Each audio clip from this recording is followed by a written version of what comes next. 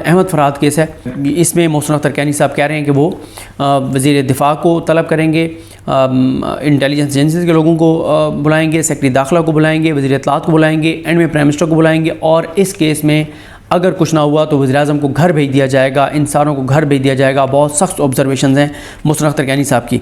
उसके बाद audio leaks case Babar Sattar साहब सुन रहे हैं। ये वो केस है जिसमें बाबर सत्तार साहब ने अभी एक और जो लेटर लिखा उसमें उन्होंने बताया कि इस केस में उनको पैगाम दिया गया कि बैक ऑफ कर दो, इसकी तफसीलात में मत जाओ। तो ये केस भी बहुत सेंसिटिव केस है। दो रेफरेंस आ रहे हैं दो जजेस के ख़िलाफ़, एक अबुल हसनात मोहम्मद ज़ुल्करनैन साहब जो ATC के जज हैं और जिन्होंने सैफर केस का फ़ैसला सुनाया, और एक कुदरतुल्लाह जो इद्दत वाला केस का फ़ैसला जिन्होंने किया। इनके ख़िलाफ़ ये मामला भी ज़ाहिर है हुकूमत कभी भी नहीं चाहेगी कि इनके ख़िलाफ़ कोई कार्रवाई हो, क्योंकि इन्होंने तो सर्व किया जजेस ने नून लीग को, शरीफ ख़ानदान को, तो वो नहीं चाहेंगे कि इनके ख़िलाफ़ कोई कार्रवाई हो। लेकिन अगर ये मामला आमिर फ़ारूक साहब के अलावा जो दीगर जजेस हैं, जो कमेटी है, अगर उनके पास गया तो इनके ख़िलाफ़ कुछ चीज़ें आ सकती हैं, और ये चीज़ काबिल कबूल नहीं होगी, क्योंकि ये जो दो जजेस हैं, ये दो जजेस ये हो गए, जज मोहम्मद बशीर साहब हो गए, इन्होंने डिलीवर किया है। तो ये मौजूदा निज़ाम जो है ये इनके साथ इनको बचाने के लिए हर हद तक जाएगा, इनका बाल भी नहीं होने देगा, क्योंकि अगर इनके ख़िलाफ़ कुछ चीज़ आ गई फिर तमाम जजेस डर जाएंगे, कोई जज बात नहीं मानेगा, तमाम जज अपने हलफ पर चलना शुरू कर देंगे, और ये चीज़ इस निज़ाम को ये निज़ाम अफोर्ड नहीं कर सकता कि जज अपने हलफ पर चलने लग जाएं, बजाय वो जो चाबी उनको दी जाती है उस पर चाबी पे वो चलें। 10वां केस है जनाब तौहीन अदालत केस, जो DC इस्लामाबाद और SSP SHO को बाबर सत्तार साहब ने सज़ा सुनाई थी। ये डिवीज़न बेंच में था आमिर फ़ारूक साहब और मियां गुल साहब के पास। 7 मई को होना था। 7 मई को आमिर फ़ारूक साहब ने कॉज लिस्ट मनसूख कर दी और अभी तक इसकी नई तारीख नहीं आई। ये मामला भी सेंसिटिव है। इसमें आमिर फ़ारूक साहब तो शायद माफ़ कर दें, क्या मियां गुल साहब भी इनको माफ़ कर देंगे? बाबर सत्तार साहब का फ़ैसला कलअदम कर देंगे? अगर वो नहीं करते फिर ये 2-2 से हो जाएगा। फिर क्या होगा, ये किस तरफ जाएगा? और ये इनके ख़िलाफ़ तो ये भी देखें ना, ये तीनों, वो जो SHO है या SSB ऑपरेशंस है या DC इस्लामाबाद, इरफान नवाज़ मेमन है, ये इस निज़ाम के कहने पे इन्होंने ये सारा खिलवाड़ अपने हलफ से सारा इन्होंने खिलवाड़ किया है। इनको बाबर सत्तार साहब ने कहा कि 6 माह इनको जेल भेजें।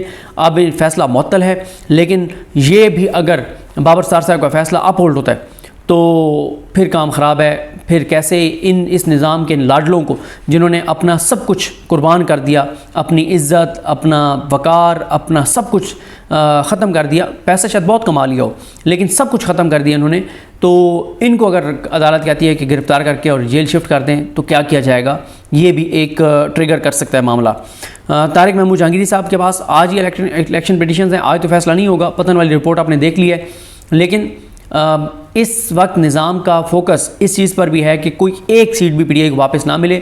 अगर PTI को ये सीटें वापस दी जाती हैं, अभी तो आज तो मुमकिन नहीं है, टाइम लगेगा, लेकिन जैसे ही आएंगी तो इस पर भी लड़ाई होगी, क्योंकि ये मामला उधर भी एक 12वां जो मामला है वो लाहौर हाई कोर्ट के चीफ जस्टिस जो हैं मलिक शहजाद अहमद खान, उन्होंने जो 6 जजेस दिए ट्रिब्यूनल के तौर पर, इलेक्शन कमीशन उनको एक्सेप्ट नहीं कर रहा, वो मामला टेकअप किया हुआ लाहौर हाई कोर्ट ने। फिर लाहौर हाई कोर्ट ने एक और मामला टेकअप किया हुआ है, वो है जो उन्होंने ATC के 5 जजेस लगाए हैं जिनको नोटिफाई नहीं कर रही हुकूमत, जिनके पास 9 मई के अक्सरियत के पास केसेस हैं। वो मामला भी वहाँ पर आमने सामने है, लाहौर हाई कोर्ट और हुकूमत। पंजाब हुकूमत जो है वो खड़ी हो गई है लाहौर हाई कोर्ट के सामने कि हमने आपकी बात नहीं माननी, और ज़ाहिर है उनको कहीं से है आशीर्वाद मरीम नवाज़ की हुकूमत को कि आपने टेंशन नहीं लेनी, आप खड़े हो जाएं और आप अदालत को नहीं मानते आपकी बात, जाएं जो आपने करना है हमारा कर लें।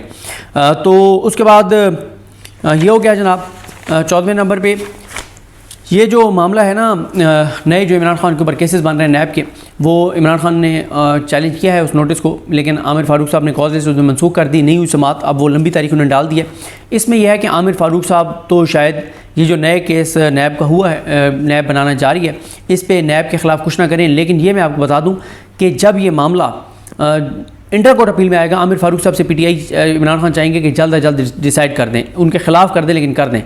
जैसे डिसाइड होगा इंटर कोर्ट अपील में जाएगा, फिर इस्लामाबाद हाई कोर्ट के जो भी 2 जजेस सुनेंगे तो फिर ये मुमकिन नहीं होगा कि ये केस बरकरार रहे। और अगर इस केस को उड़ा देती है इस्लामाबाद हाई कोर्ट के 2 जजेस, तो फिर ये भी एक लड़ाई होगी, क्योंकि इमरान खान पे तो एक के बाद एक केस बनाना है। और अगर ये रास्ता बंद कर देती है इस्लामाबाद हाई कोर्ट तो भी मसला है, तो बड़ा काम ख़राब हो जाएगा। तो आमिर फ़ारूक साहब की अदालत से कुछ नहीं होगा, लेकिन इंटर कोर्ट अपील जो है वो 2 और जज सुनेंगे, तो वो कोई भी 2 जज होंगे तो मुश्किल होगा इन नोटिस को बरकरार रखना। अरशद शरीफ साहब का जो मामला है उस पर हामिद मीर साहब गए हुए हैं, हम लोग भी उनके साथ हैं कि कमीशन बनना चाहिए।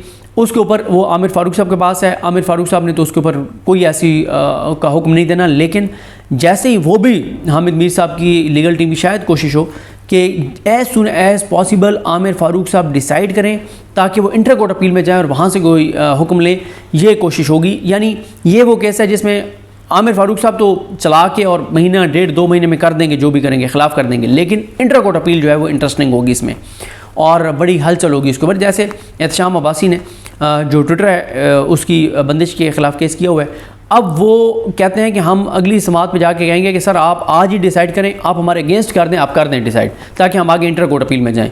तो ये मतलब हालत है। जो केस आमिर फ़ारूक साहब के पास जाता है तो यानी इस निज़ाम के ख़िलाफ़, इस हुकूमत के हवाले से, इंसानी हकूक़ के हवाले से, तो वहाँ पे फ़ैसले होते नहीं हैं। तो अब जो भी होता है वो कहता है कि बस किसी तरह से ये फ़ैसला कर दें ताकि मैं इंटर कोर्ट अपील में जाऊँ, और inter court appeal Islamabad high court के कोई भी 2 जज सुनेंगे तो वो यानी अगर ख़िलाफ़ भी फ़ैसला देंगे तो ये कॉन्फिडेंस ज़रूर होगा कि यार इन्होंने ये इनकी यानी फ़ैसले में तो गलती हो सकती है लेकिन इन जजेस की ज़ात में कोई गलती नहीं है, यानी इस तरह का लोगों का कॉन्फिडेंस है उनके ऊपर। फिर इसी तरह से इमरान रियाज खान साहब और अशरफ शरीफ साहब, इन सब पे जो FIRs का मामला है ये मोहसिन अख्तर कैनी साहब के पास है। अभी ECL वाला भी चल रहा है, इमरान भाई का नाम निकालने के हवाले से, वो आमिर फ़ारूक साहब के पास है, और जो FIRs वाला है मोहसिन अख्तर कैनी साहब के पास है, उसमें भी मोहसिन अख्तर कैनी साहब एक बड़ा फ़ैसला देने जा रहे हैं। वो भी एक इम्पॉर्टेंट केस होगा। इस्लामाबाद हाई कोर्ट में जो बलोच तलबा की बाजियाबी का मामला है, मिसिंग पर्सनस का मामला है, ये मोहसिन अख्तर कैनी साहब के पास है। ये भी बहुत संजीदा मामला है, इसमें भी बड़ी सख्त ऑब्जर्वेशंस आई हैं और ये भी मामला ट्रिगर कर सकता है अगर उन्होंने किसी को बड़ी शख्सियत को तलब कर लिया, किसी पे FIR का कह दिया, किसी को शोकॉज कर दिया, किसी को बरतरफ कर दिया, तो ये मामला भी ट्रिगर कर जाएगा। साइफ़र बरियत, ये इतना देखते हैं क्या होगा, फ़ैसला इसी वीक में महफूज हो जाएगा। इसमें बरियत बहरहाल होती है तो ये भी मतलब इस पर कोई लड़ाई तो नहीं होगी, लेकिन बहरहाल ये कोई अच्छी चीज़ नहीं होगी क्योंकि इमरान खान के ख़िलाफ़ सबसे ख़तरनाक केस जो है वो यही बनाया गया था। सुप्रीम कोर्ट के मामलात भी आते हैं मज़ीद। फैज़ाबाद धरना कमीशन रिपोर्ट भेजी हुई है काजी फैज़ साहब ने हुकूमत को। काजी साहब चाहते हैं कि हुकूमत इस पर कुछ करे जनरल फैज़ के ख़िलाफ़। अगर हुकूमत कुछ नहीं करती तो यहाँ से काजी साहब और हुकूमत के दरमियान भी इख्तिलाफ़ात और लड़ाई का आगाज़ हो सकता है। काजी साहब ने मतीउल्लाह जान साहब, असतूर साहब, अबसार आलम साहब पर हमलों का मामला हुकूमत को भेजा हुआ है, उस पर जवाब तलब किया हुआ है।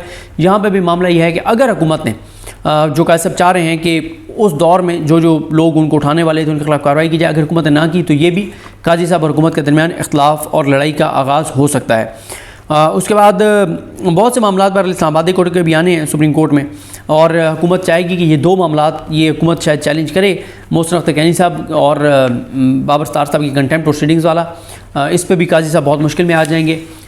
इनको प्रोसीडिंग को स्टे करते हैं तो भी मसला है, नहीं करते तो भी मसला है, दोनों तरह से उनके लिए मुश्किल हो जाएगी। वो कैसे इसको स्टे करेंगे जब उन्होंने मुसरत हिलाली साहिबा ने बार बार ऑब्जर्वेशन दी कि कर लेते ना, हाई कोर्ट के जज था ना उनके पास इख्तियार, क्यों नहीं किया उन्होंने, हमसे क्या लेने आ गए हैं, तो उन्होंने कर लिया अब कंटेम्प्ट प्रोसीडिंग, तो अब आप कैसे उनको रोक सकते हैं। और शीरीन मज़ारी साहबा वाला मामला एक चल रहा है, उसमें खैर ऑब्जर्वेशन बहुत सख्त आई थी। मोहसिन अख्तर कैनी साहब ने कहा कि अच्छा शीरीन मज़ारी को इसी तरह से गिरफ़्तार किया गया था जैसे इस्लामाबाद हाई कोर्ट से एक शख्स को शीशे तोड़ के गिरफ़्तार किया गया था और फिर अदालत ने गिरफ़्तारी को कानूनी करार दे दिया था। अदालतें भी कभी ऐसी गिरफ़्तारी को कानूनी करार देती हैं। तो ये इस तरह के भी जो मामलात हैं, तो ये चीज़ें देखें। पहले मैं आपको 1 मिनट में बता देता हूँ कि पहले इदारों के लिए चैलेंजेस क्या हैं, और अब आप यानी पिछली वीडियो में मैंने आपको बता दिया इकॉनमी और फलां चीज़ें जो नजीम सेठी साहब कह रहे हैं, जो नुसरत जावेद साहब कह रहे हैं, जो शहबाज राना साहब कह रहे हैं, वो मैंने आपको बता दिया। और अब मैंने आपको अदालती केसेस बता दिए, इनमें से कोई चीज़ भी ट्रिगर कर सकती है। और इससे के अलावा जो चैलेंजेस इदारों को इस वक्त दरपेश हैं वो PTI का चैलेंज है, इमरान खान का चैलेंज है, तहरीक तहफ़्फ़ुज़ यानी पाकिस्तान का चैलेंज है, मौलाना फजल रहमान का चैलेंज है, महंगाई का चैलेंज है, इन्वेस्टमेंट लाने का चैलेंज है, मोहम्मद बिन सलमान को पाकिस्तान लाने का चैलेंज है, किसानों का मामला है, सरकारी मुलाजमीन सड़कों पर आने लगे हैं, IMF डील का मामला है, अवामी सेंटीमेंट्स का मामला है, ताजरों के साथ जो मामलात हैं, जो लोड शेडिंग का मामला है, गिलगित बल्तिस्तान और कश्मीर में जो चीज़ें हो रही हैं, KPK जो कह रहा है कि हमारी बात मान लें, ग़ज़ा के ऊपर जो एहतजाज चल रहे हैं, कच्चे के डाकुओं का मामला है, बलूचिस्तान के मामलात हैं, इतने चैलेंजेस। और इसमें ये अदालती मामलात, ये मैंने आपको बता दिए, इनमें से कोई एक चीज़ भी ट्रिगर कर गई तो चीज़ें बिल्कुल आउट ऑफ कंट्रोल हो जाएंगी और हालात बहुत ही ज़्यादा गंभीर और संगीन हो जाएंगे। मुझे अपने दुआ में याद रखें। अल्लाह हम सबका हामी नासर। अल्लाह हाफ़िज़।